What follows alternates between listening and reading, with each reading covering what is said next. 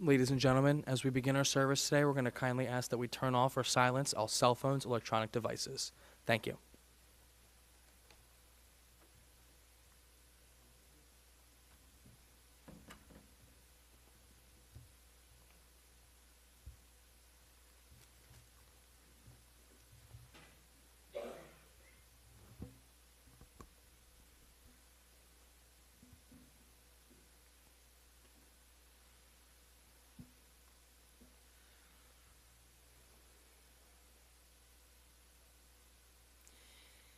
Esainayel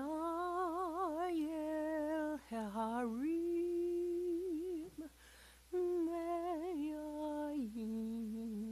meyayin yavo Ezri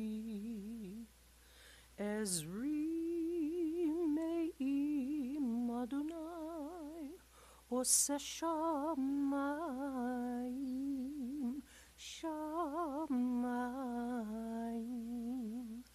va'aretz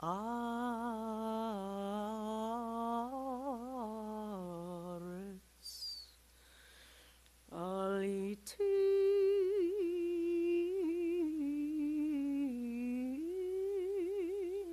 lamot raglecha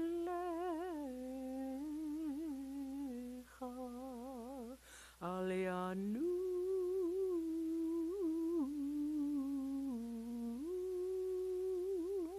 shomrecha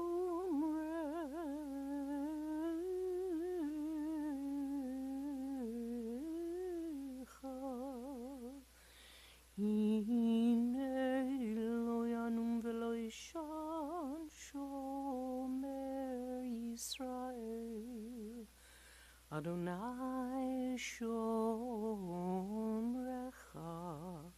Adonai tzilcha al yad yeminecha Yomam hashemesh lo yakeka v'yareach balayla Adonai yishmorcha mikora yishmor et nafshecha Adonai yishmor tzetecha uvoecha me'ata v'ad olam.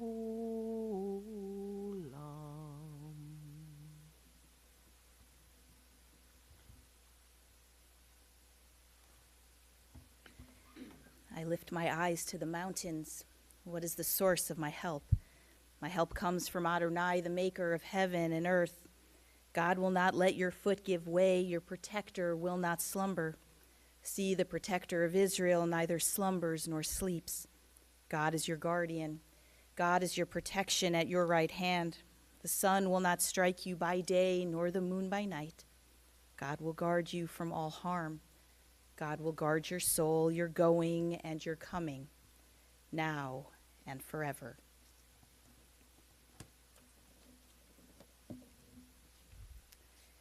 It is said that mourning is the price we pay for having the courage to love others as deeply as we do. And so today, as we gather together as friends, as family, as community, we take time and create space to grieve. But we also take time to honor the life that Marvin lived and the kind of person he was. We take time to remember him. We think of the journey that was his life and of the blessings and the legacy of love and laughter that he leaves behind. And we extend our deepest condolences to his family, to Jane, his wife of nearly 70 years, to his daughters Holly, Dina, to Larry, to his grandchildren, Jordan, Spencer, Krista, Stewart, and Aaron, to his great-grandchildren, Chase, Connor, and Brooklyn, to his nieces and nephew, to his extended family and friends. It was once written that when we die, we have 3 wishes.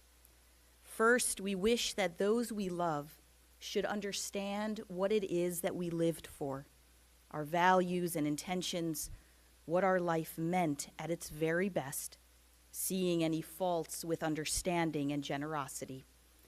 Marvin, or as he was known by many, Monty, had a larger-than-life personality. As Holly and Dina shared with me, he was someone who never stopped reinventing himself and had an insatiable zest for life.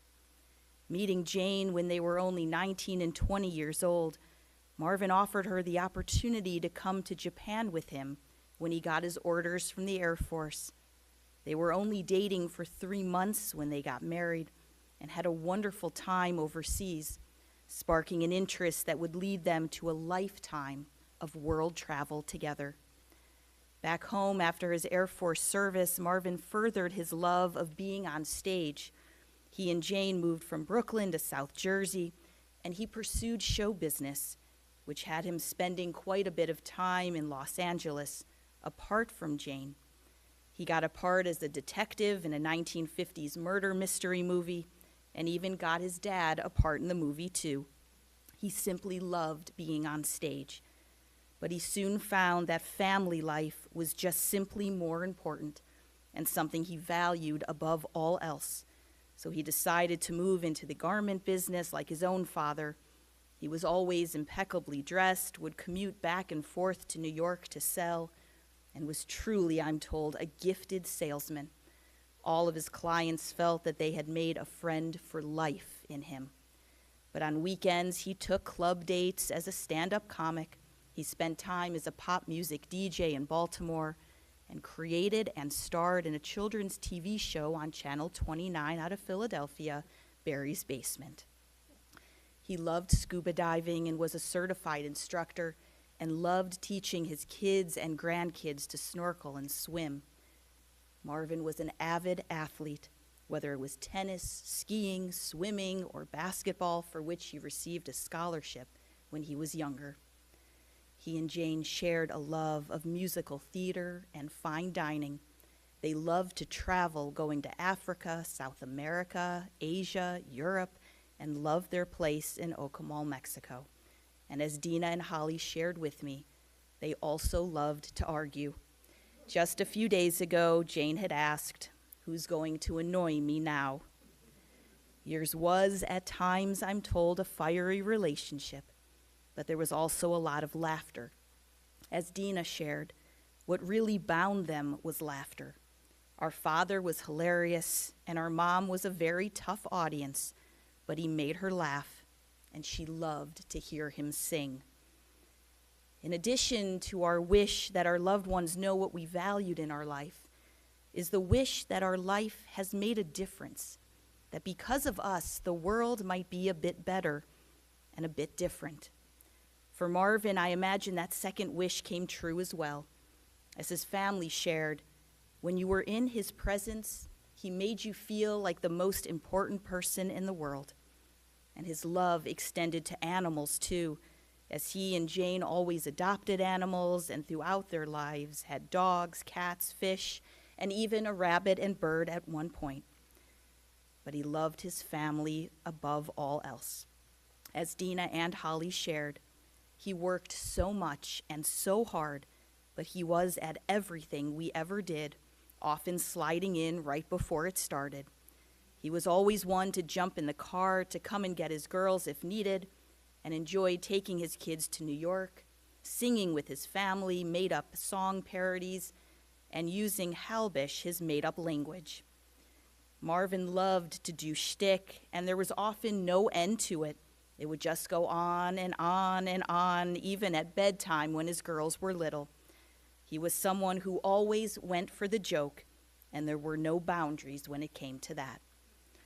And both Holly and Dina shared that as a father, he was just a lot of fun and full of enthusiasm about everything wherever he went.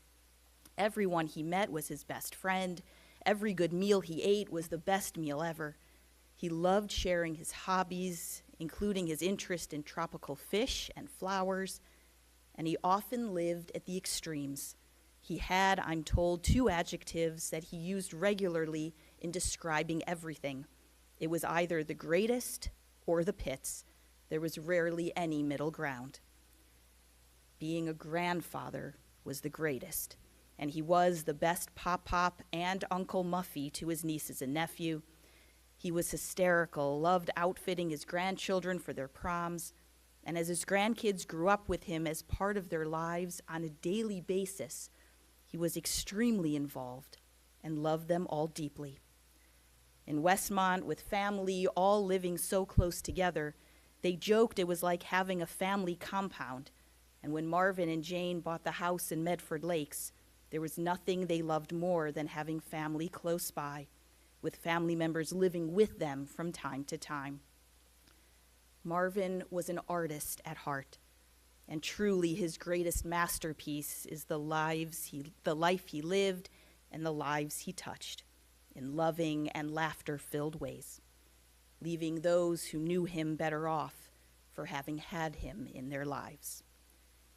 The last wish that many of us have is that those we love have the courage and the strength to face the future with a clear sense of direction and also concern for one another. One of the major values within our Jewish tradition is the importance we place on choosing life, choosing to live fully and well each and every day we are granted, loving deeply, treasuring friendships, and enjoying the time we have, and always caring for those around us. It is truly part of the legacy that Marvin has left all of you, knowing that what is most important in life are the people with whom you surround yourself, the relationships you create with them, and the moments and memories you share together that stay with you forever. The connections at the level of the heart and soul that are immortal and eternal, the masterpiece of a life well lived. Before we hear some remarks and memories from family, I invite you to join me in the words of Psalm 23. The Lord is my shepherd, I shall not want. He maketh me to lie down in green pastures. He leadeth me beside the still waters. He restoreth my soul. He guideth me in straight paths for his name's sake. Yea, though I walk through the valley of the shadow of death, I will fear no evil, for thou art with me. Thy rod and thy staff, they comfort me. Thou preparest a table before me in the presence of mine enemies. Thou hast anointed my head with oil. My cup runneth over. Surely goodness and mercy shall follow me all the days of my life, and I shall dwell in the house of the Lord forever. We call upon one of Marvin's daughters, Holly, to lead us off.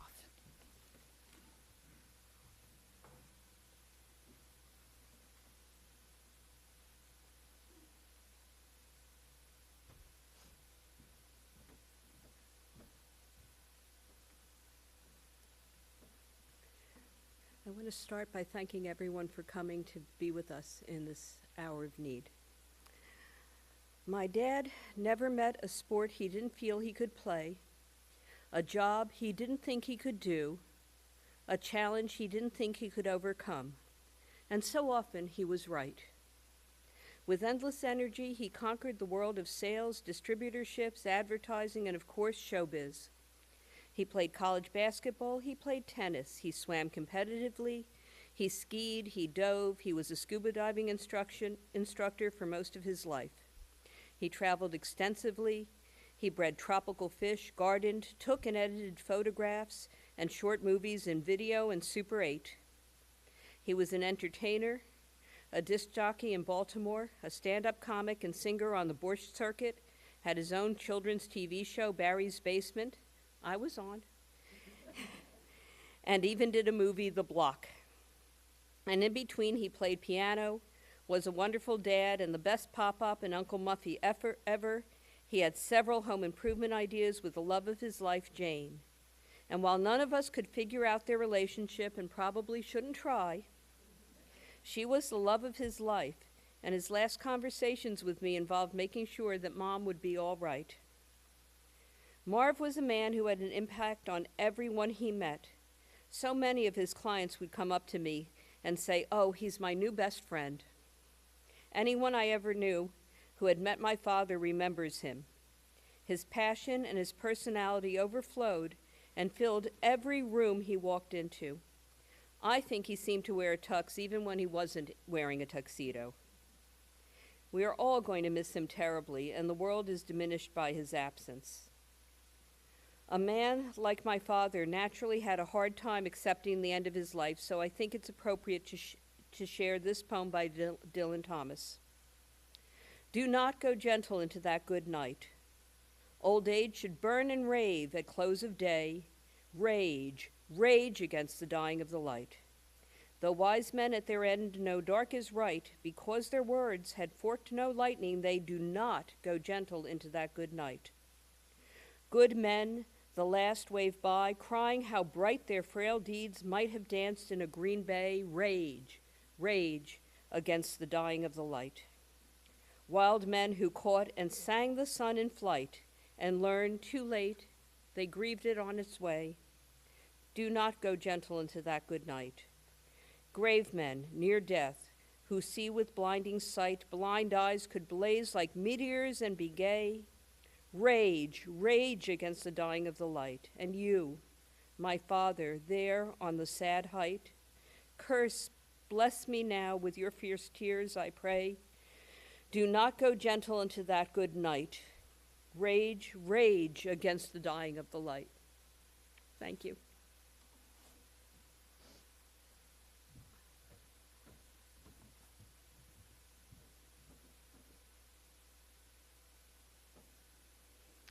We now invite forward his daughter, Dina.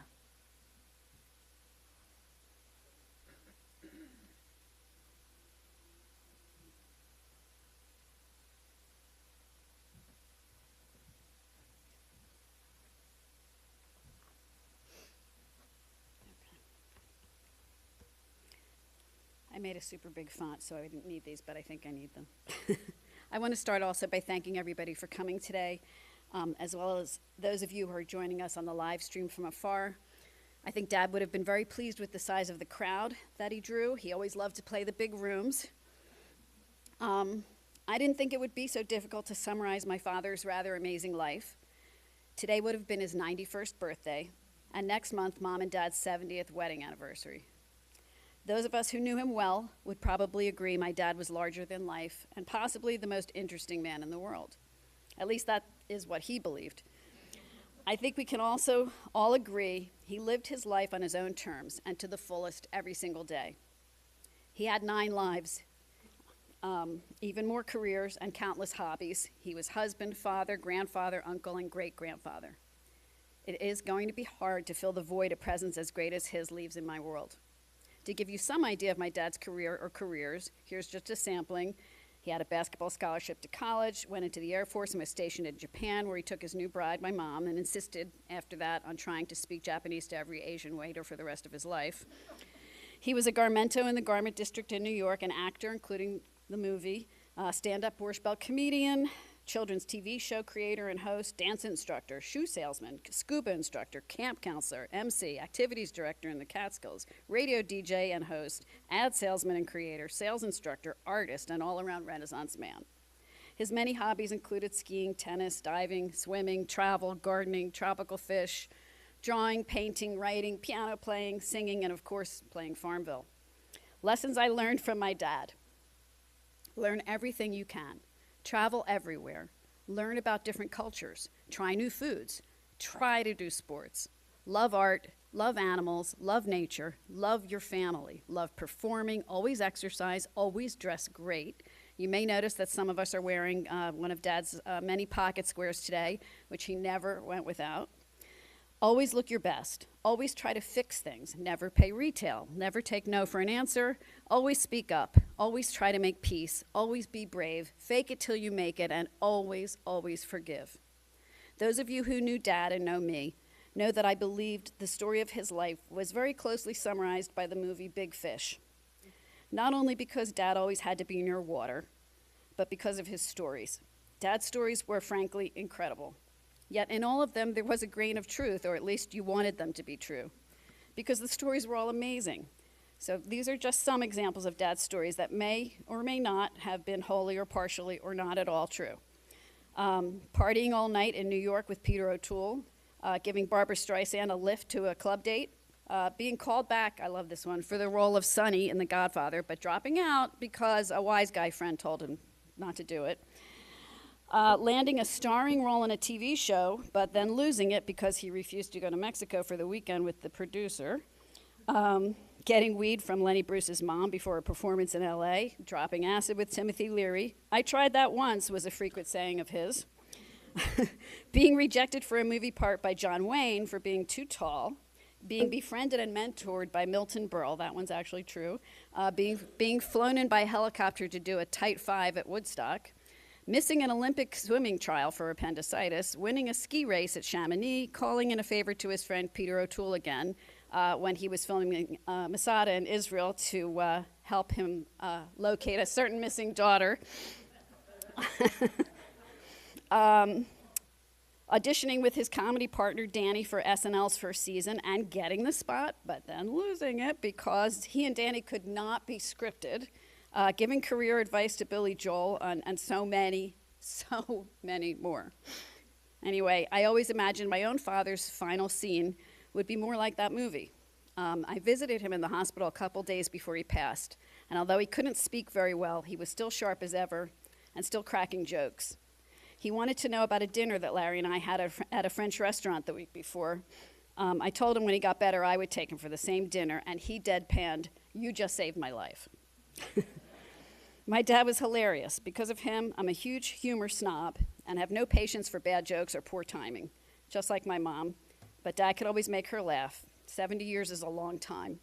There had to be plenty of laughter, and there always was. So I imagined this whole scene, just like in Big Fish, about escaping with my dad from the hospital and driving to the river on one of his shortcuts with a huge crowd of friends and relations all there cheering for him, not a sad face among them, just like the movie, and carrying him into the water where, of course, he would turn into a giant fish.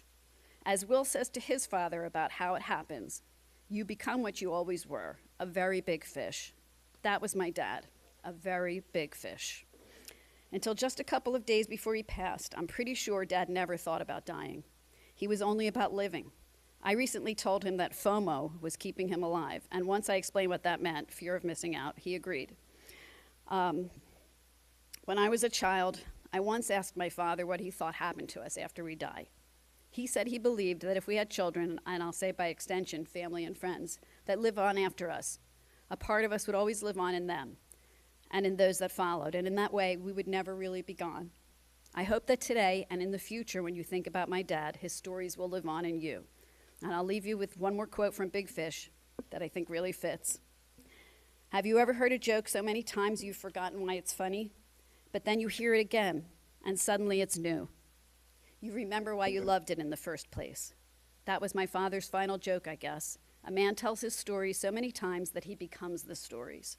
They live on after him, and in that way, he becomes immortal. Thank you.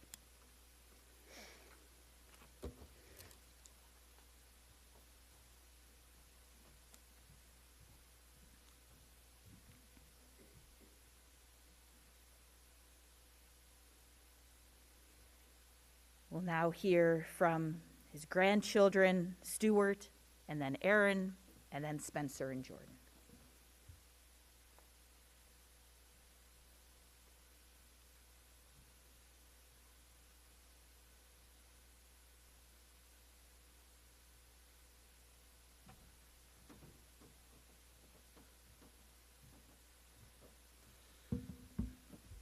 Thank you very much for coming and celebrating my grandfather's life.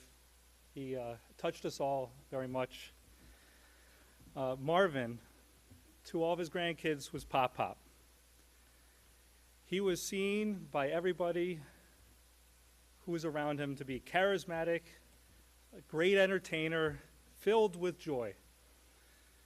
He was always ready to perform, whether it was in front of a full house on the Borscht Belt or to a private family, friends, sing along in his living room.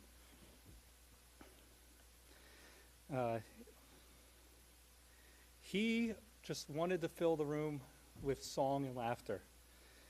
To those closest to him, though, he was much more.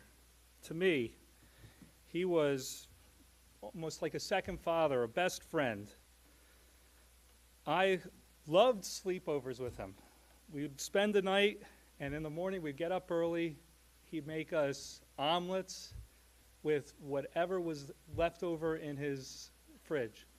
Some good, some terrible. And then we would start our day going on adventures, which I later found out was just your weekend chores and going to the stores and all that, but he always made it an adventure. He would stop in front of a house and say, "Oh, look, I can unlock the doors," or by a push of a button in his Volvo. Well, then, as I got older, we did other things. He would stop and teach me how to play tennis, sports, how to dress, and build things. He always involved the grandkids in his projects, building the pond. And then we'd all afterwards get sandwiches and watch football, and he'd usually fall asleep watching the Eagles. Pop-Pop was also Pop-Pop was also a very good life coach. He taught me very important things I still use to this day. Like when we were at diners, he would always teach me how to do table manners. Put your napkin in your lap, and no burping, no farting, all that stuff. But, yes, oh yes, also spoons on your nose, and my favorite at Chinese restaurants, he would put an orange peel in his mouth and make terrible jokes with an orange peel. But other things that he taught me: how to dress, how to iron clothes, how to go out for a job interview, all these things, how to even try to get me to sell for him. So I'd go down to North Carolina when he lived there, and he would always take me on his sales routes, and you could always, you could sell to anybody. Well, in his case, it was true. I think the most fun thing he ever did was take me aside and teach me how to play tennis. One of my favorite sports in the world. Without him, I would also have never picked up that racket, and heck, you could even blame him for my positive outlook. He instilled his positive outlook on everybody, and then I also picked up his larger-than-life ego. Pop-Up to me also has an enormous heart. He was always there for any of us, any of his family members. He would always listen to my problems. He was always waiting to know what was going on in our lives. He would give us calls at most inopportune times, mostly when we were sitting down for dinner. When I met Krista, he was ecstatic. He made her feel like family right away. When I told him I wanted to propose to her, he got giddy and said, "Don't go buy anything. I've got a guy." Just like some weird mobster movie, he always has a guy. We went out and picked out a ring together, and then when she got pregnant with Chase for the first time, he called her the sacred vessel, made her feel larger than life, special to the family. And when Chase and my other the twins came along, Brooklyn and Connor came along, it was like seeing my childhood all over again. He sang the same songs, and he did the same magic tricks, the weird coin behind the ear thing, and just made him laugh all the time. To his great-grandchildren, he will be always known as Pop, Pop, Pop, or the man with the fluffy white hair who did the magic tricks and talked in funny voices. So Pop Pop was much more than just an entertainer. He was my best friend, He will be sorely missed, but most importantly, will always be remembered. Thank you.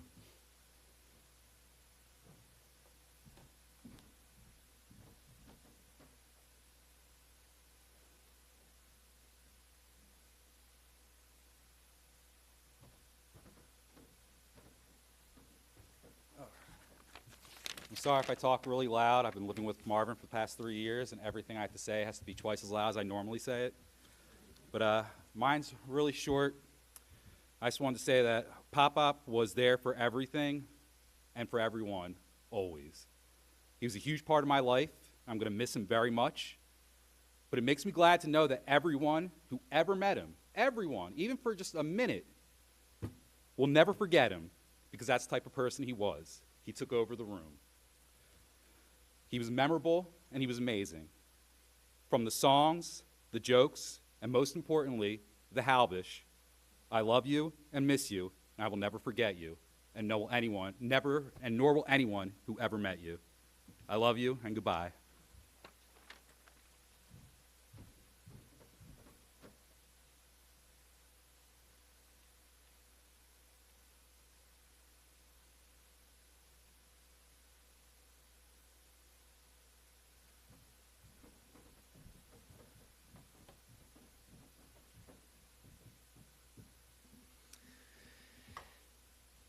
It's really hard to put into words just who Pop-Up was and the impact he had on every single person he ever met.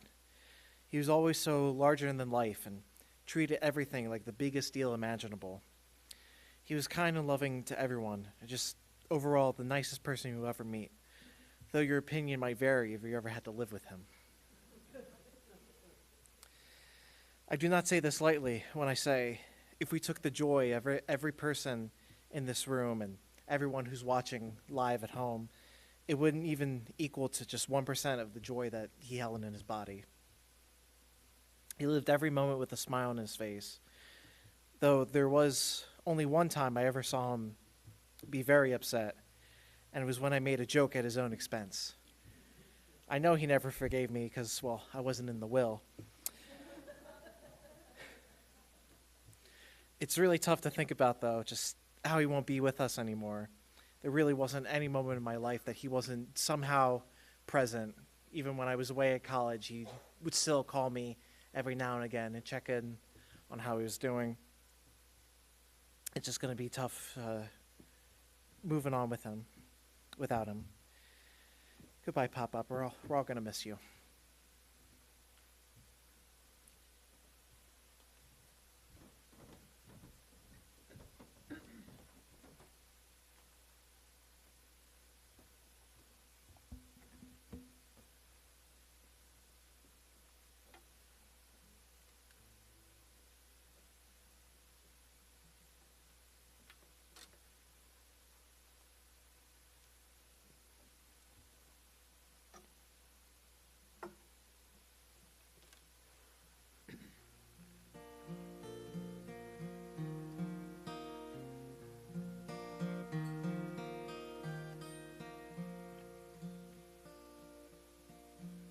Shadows falling and I'm running out of breath.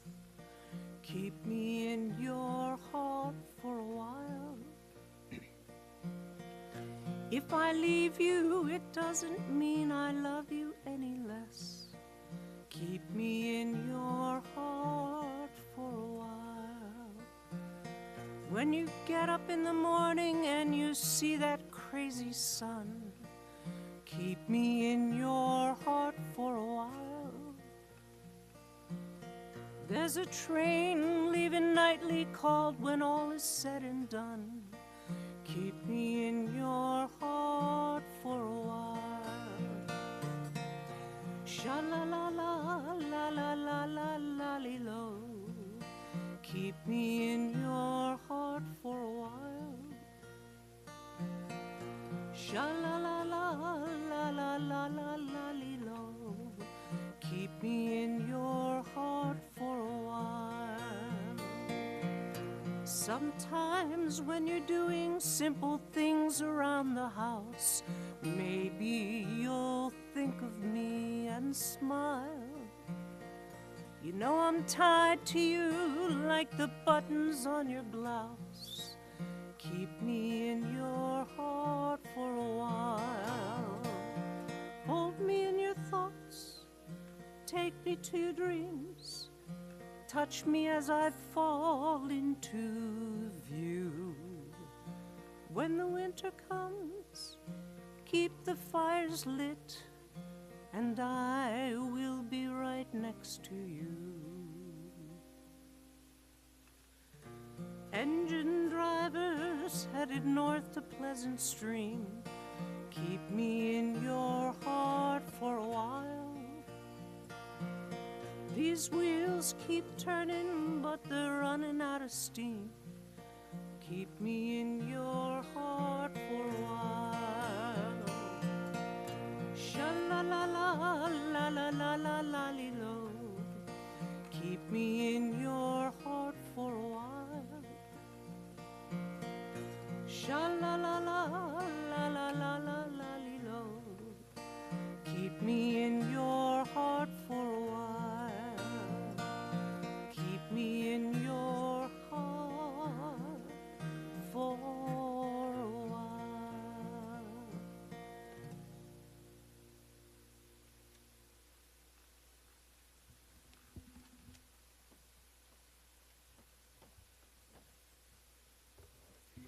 Holding on to all the memories and reflections shared this afternoon.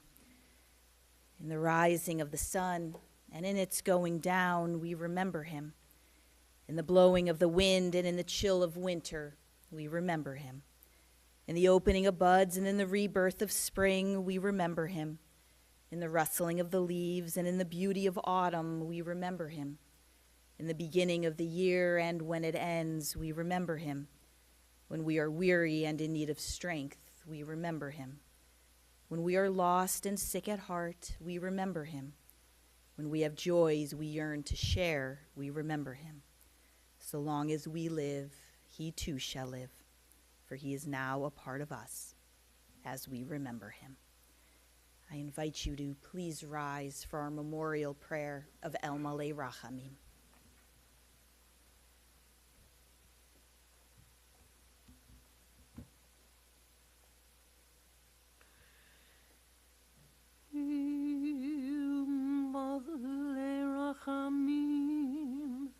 שוכן במרומים, המצא מנוחה נכונה, תחת כנפי השכינה, עם קדושים וטהורים, כזוהר הרקיע מזהירים את נשמת מנחם מנדל בן גשי ורות שהלך לעולמו. בעל הרחמים יסתירהו בסתר כנפיו לעולמים, ויצרור בצרור החיים את נשמתו. אדוני הוא נחלתו, וינוח בשלום על משכבו, ונאמר אמן.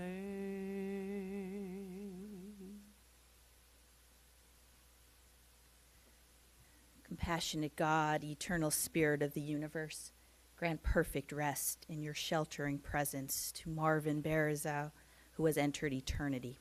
O God of mercy, let him find refuge in your eternal presence and in the shadow of your wings. Let his soul be bound up in the bonds of everlasting life. God is his inheritance. May he rest in peace. And together we say, Amen. Please be seated. It's said that birth is a beginning and death a destination, but life is a journey, a going, a growing from stage to stage, from childhood to maturity and youth to age, from innocence to awareness and ignorance to knowing, from foolishness to discretion and then perhaps to wisdom, from weakness to strength or strength to weakness, and often back again, from health to sickness and back we pray to health again, from offense to forgiveness, from loneliness to love, from joy to gratitude and pain to compassion, and grief to understanding, from fear to faith, from defeat to defeat to defeat, until looking backward or ahead, we see that victory lies not at some high place along the way, but in having made the journey, stage by stage, a sacred pilgrimage. Birth is a beginning and death a destination, but life is a journey, a sacred pilgrimage made stage by stage, from birth to death to life everlasting. We rise one last time for Kadisha Tom, the mourner's Kaddish. Yitgadal v'yitkadash shemei Rabbah bi'alma divrach hirutei v'yamlich malchutei b'chayechon uv'yomechon uv'chayei d'chol Beit Yisrael ba'agala v'zman kari v'imru. Amen. Yehei shemei Rabbah mevarach leolam olmei almaya yitbarach v'yishtabach v'yitpa'ar v'yitromam v'yitnaseh V'yitadar, v'yitalev, v'yitalal, shemei dekudisha berichu, le'elam min kol birchata v'shirata, tushbechata v'nechemata, damiran bi'alma v'imru. Amen. Yehei shlama rabba min shmaya, v'chayim aleinu v'al kol Yisrael, v'imru. Amen. Osei shalom bimromav, hu yaseh shalom. Aleinu ve'al kol Yisrael, v'imru. Amen. V'imru, v'imru, v'imru, amen. V'imru, v'imru, v'imru,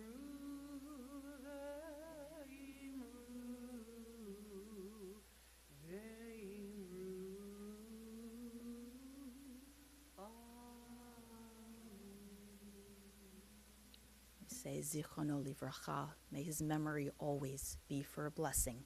Together we all say, Amen. Please be seated. The family will be observing Shiva tonight at Jane's home in Medford Lakes, beginning this afternoon at 4 p.m., with a minion service this evening at 7:30 p.m. Tomorrow, Shiva will be held at the home of Larry and Dina in Marlton, beginning at 7 p.m. There will also be a minion service tomorrow evening at 7:30.